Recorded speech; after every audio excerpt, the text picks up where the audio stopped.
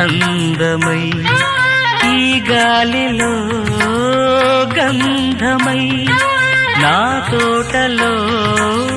చైత్రమై ఈ బాటనే నడచిరా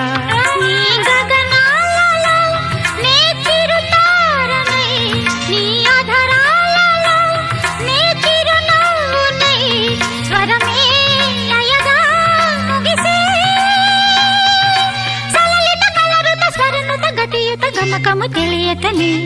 కీరవాణి చిలకల కలకల పాడలేదు